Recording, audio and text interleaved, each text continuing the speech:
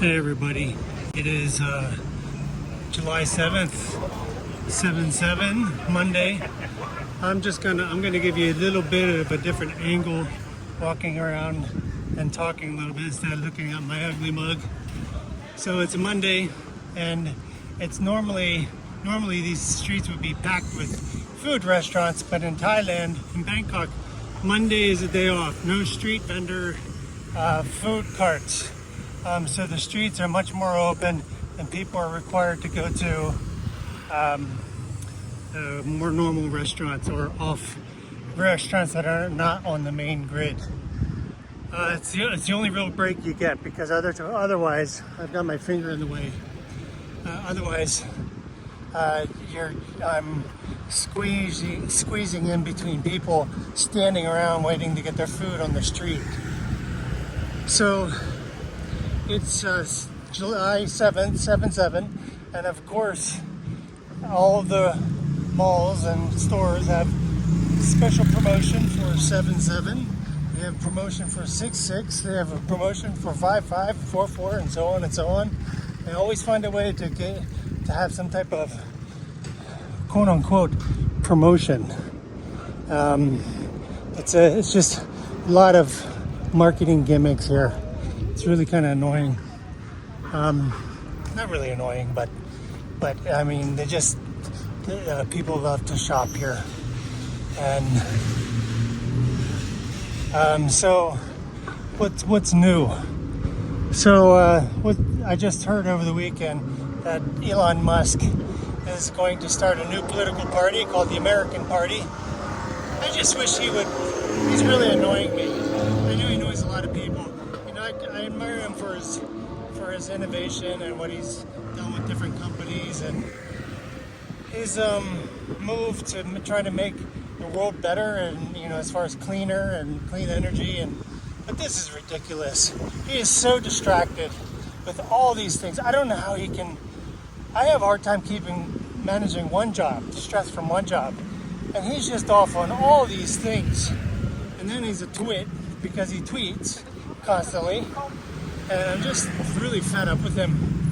I'm thinking, I'm sure there's going to be a market drop in his stock share price today because this was just announced over the weekend. But I think if it starts getting to a certain price, I'm going to start reducing my risk because Tesla is my largest portfolio, largest stock allocation, and there's just too much risk around him. He's a wild card, and now he's been actively opposing President Trump. So just insane. I wish he would just work on his stinking business. He could be so much further ahead. People are getting fed up with him. I know a few diehards, people who have bromances with him. I admire him, but I don't have a bromance with him. I could take him or leave him. But I'm just getting tired of his antics. I mean, he's a mess. He's a hot mess. We're second richest man in the world, and just a hot mess. So anyway, the other thing I was thinking. So that was the news there. The biggest news, I guess, over the weekend. Trump tariffs are coming to a headline or deadline on Friday or this Wednesday.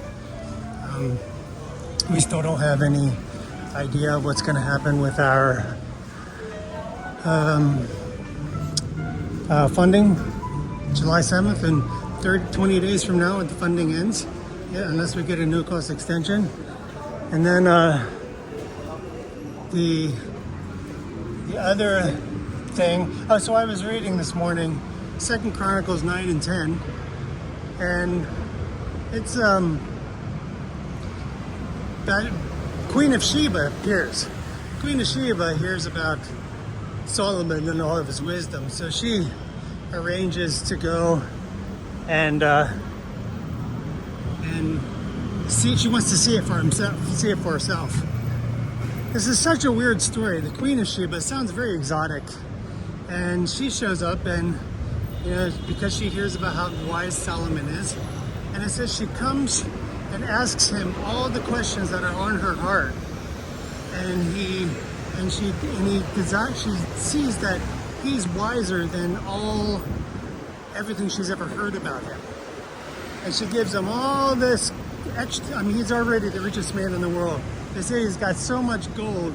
I mean, it's like they're paving the streets with gold. The city has got so much gold. And she just gives him more. It's the first time I think in the Bible, or the only time they talk about monkeys and peacocks. So she gifted him monkeys and peacocks. So the theory is she came from Africa, northern Africa, but they're not sure to have monkeys and peacocks. But anyway, the problem I have with this story is, so it says it really emphasizes that she had all the questions on her heart. He answered them and gave her so much more. But we don't even know what the questions are. They spend more time talking about the peacocks and the monkeys and how much incense and fragrances she gifted him, how much gold. So it's billionaires sharing each other's gold. So billionaires making each other more rich. But I just don't understand. There's not one mention of what she asked him. That's what I see is more interesting. What did she see that was on his heart? What was on her heart that she wanted to have? She wanted to hear his answers. What were the questions? It seems like pretty obvious to me. If I was reading a story, a novel, here's advertisements for the new iPhone. If I was reading a story and that's what it emphasized, I would probably not read the book anymore. You know, so here's the inside market of the Silom, the food kiosks. It's a very frustrating, the parallel story to that is in Kings, I think 1 Kings 9 or something. It says the same thing, you know. She went to visit him. He answered all the questions on her heart, and then she left after giving him like $1 gazillion, and he already $1 gazillion worth of valuables when he already had more than he ever needed. The streets are paved in gold, but we don't know what the questions were. It seems like such an obvious question or interest. What was on her heart? What was she thinking about? What did she ask him? Some of this stuff is very frustrating. You know, I'm gonna go. I'll probably look into that a little more to understand what it was she asked. Here are my hands in what it was she asked, but just one of those frustrating things. Anyway, I think one of the takeaways is, you know, the wisdom superseded Solomon because God gave him that. You know, and one of the things that was extracted from there, she praised him for the wisdom, but he didn't give God the credit for it. And I think that was part of his downfall. God gave him all of that. She praised him for it, but he didn't give God any glory for the wealth and the wisdom. So that was it. We don't know what the questions were, and he just got more wealthy. So, I think we just need to remember God gives and he takes away, and we just need to do our best to manage it well, whatever he gives us. And I think that's all I have for today. Take it slow, everybody. Tuesday, July 8th. I just finished the gym. It was leg day. I just finished the gym, and this is my breakfast before I go to work. This is a piece of salmon. I think it's probably about 250 grams. Norwegian salmon cooked in cream sauce with some spinach and tomatoes, cherry tomatoes, a little bit of watermelon. And then this is my lunch. Today's a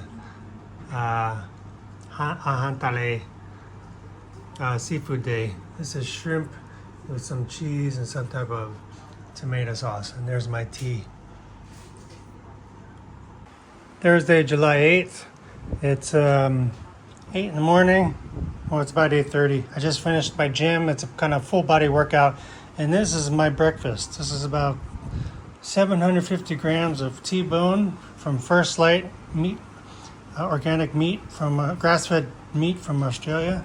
And I'm eating that with some organic kimchi from Paleo Robbie. Both of these from Paleo Robbie. And this is this will be my lunch at work. Fish with some cheese on it and some spicy oil and a little bit of green beans. Good stuff. July 8th, baby. I'm going in late today just because I'm sleeping a little longer this week. There's no rush for me to be at work. Take care, everybody. God bless. Hey, everybody. It's July 9th. It's a Wednesday. It's a little afternoon, about going on 2 o'clock. I'm just walking up here along the food cart. I'm taking some video. You can see what the food cart vendors look like. It's very empty. The street's very empty right now. I'm very surprised. But it is about 2 o'clock. It's going on 2 o'clock, so it's after the lunch rush. I came out for a walk and I forgot I have a 2 o'clock meeting, an important meeting. So I need to go back. You can see how everybody just stands around like it's a restaurant, and you can't walk inside you can't walk on the streets. It's kind of frustrating. But yeah, today's Wednesday. I gotta run back for a meeting. And what was I gonna say? Yeah, this is one of those weeks where I'm very excited to be leaving. The past 2 weeks, very frustrated with the conversations and just the drama in the office. A lot of drama. It's hard to believe, and I don't know why I always somehow it's the HR manager. She brings all the drama to me. She's kind of part of it, even though she's technically very good, and we've become good friends, close, but still, it's a bit much. And plus, we have a